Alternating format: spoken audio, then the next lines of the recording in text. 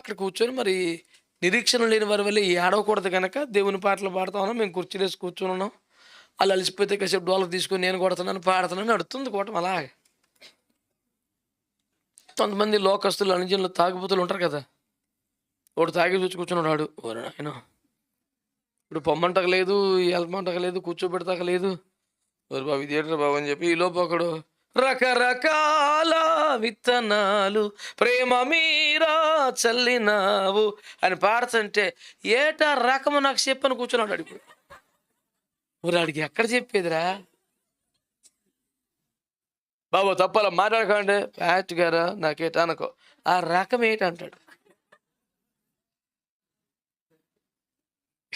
ఎక్కడ ఎగుతాం మరి? అసలు నువ్వేం రాకరా మా పేనం తెత్తకొచ్చావు, నాకేటా అనుకో. మా అక్క చచ్చిపోయింది అంటాడు వాడు. కొంతమంది